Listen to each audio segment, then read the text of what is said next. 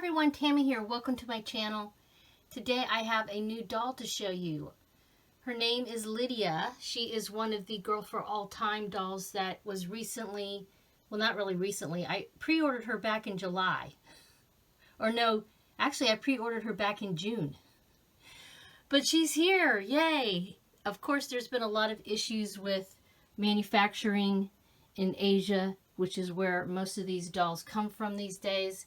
And this is a family-owned company, the Girl for All Times company. It is a small company, and so normally they do a pre-order, and depending on how many orders they get, that's how they roll with this. So it does take quite a bit of time. It's very different than ordering something like a Blythe doll. But I'm super excited. Here's her box. She has a new box, and they changed some things with the packaging. I know they're trying to be a little bit more eco-friendly. And I think they also changed some things with her outfit as well. But we'll take her out of the box here in a minute and take a look at her. She's so pretty. Yes, very nice. I really do like the packaging. In fact, while I have her here, let's take a look at the side. Of course, each of these dolls is part of a series that the company has. And they have other dolls that aren't part of this historical family that they've created, this fictional historical family. They have them as well, but she is part of this. She is over here. Lydia must move from England to the city of Boston in the New World. Would she ever see home again? 1760. So I have Matilda already.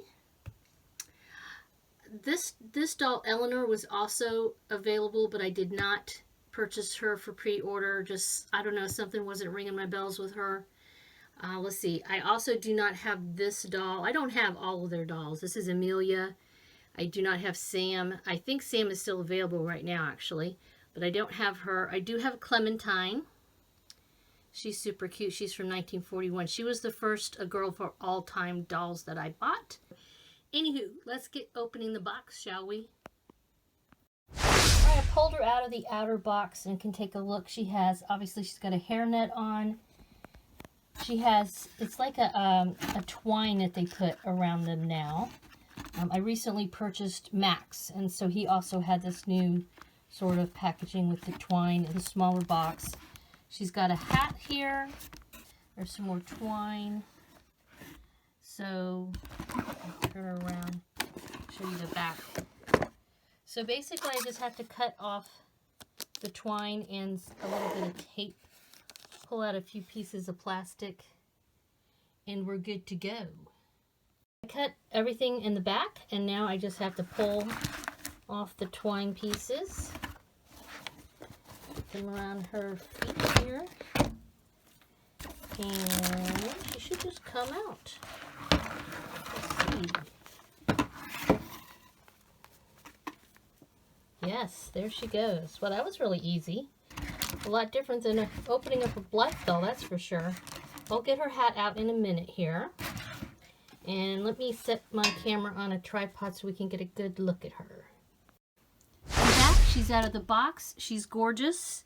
I'm not super impressed with the hat, but, you know, it's a hat. What are you going to say? I mean, it's sort of flat, but I didn't buy it for the hat. I bought the doll because she's so pretty. Wow. So she's got really, really dark hair. Let me pull her out of here. Don't see a lot of dark-haired dolls like this. So, very light face-up. Gorgeous blue eyes.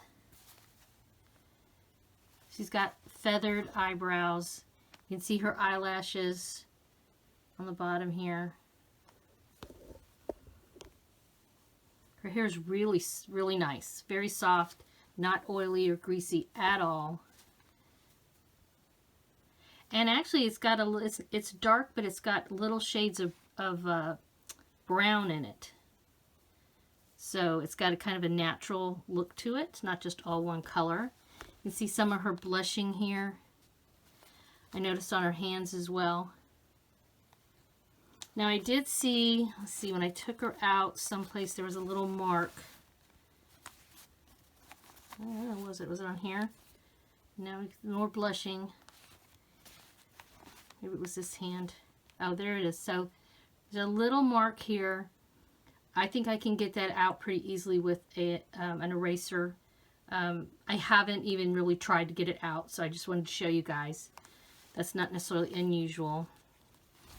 Her dress is really pretty, very detailed.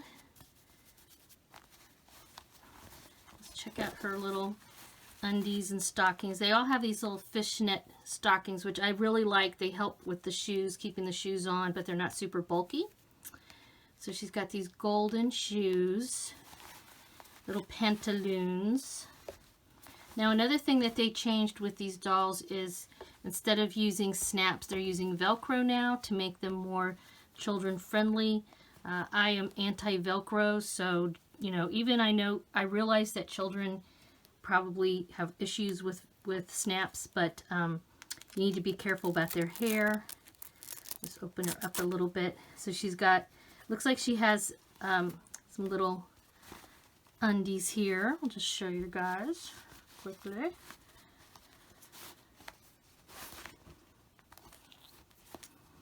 She's got some more blushing around the neck.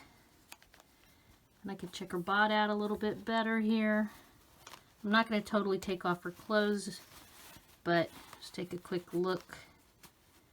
And she's got their little, if you can see that, the little pair. Her little belly button. All right, so pretty. Yeah, I wasn't sure after I ordered her. I was kind of like, oh, you know, because I have Matilda, and Matilda has dark hair, but this doll's hair is much darker than Matilda's. In fact, maybe I'll do a comparison video of the two of them at some point. But now that I see her, especially in person, she does have a much different look than Matilda, as far as the face-up goes. And this company has a number of different molds.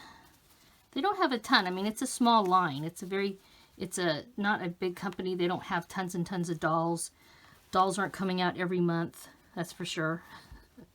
You know, so you have to be patient if you want to get one. I'm not sure if they still have these available on their website now. Oh, and the other thing that's kind of cool with this company, so they have, if you're in England or the UK or whatever, if you're in Europe, they have distribution through England, is what I'm trying to say. But if you're in the US, they do have supplies in the US, so you're not going to be paying massive shipping rates.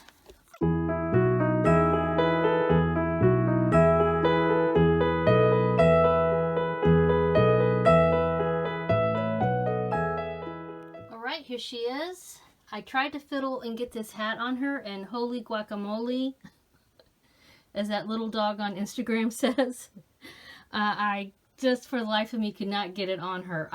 And I do appreciate that they add it to the costume, because historically it would be accurate for her to have a hat, for sure. Definitely she would have a hat. She'd probably have a parasol, you know, a little purse or something. So I do, you know, get what they're trying to go for there, and I appreciate it. But functionally, yeah, there's a problem here. But other than that, and that's a very minor thing, she is beautiful. She is just a gorgeous doll. Love her face up, love her eyes. The costume's really pretty. I know they changed it a little bit. This is a re-release of the doll, and they did change a few things on her. So this is not the original release of Lydia, by the way. So I think this is their second release of Lydia. I think that's correct. She's now part of my small but growing A Girl for All Time collection. And I have 2 other pre-orders from this company in the works. Hopefully will be here in the next few months.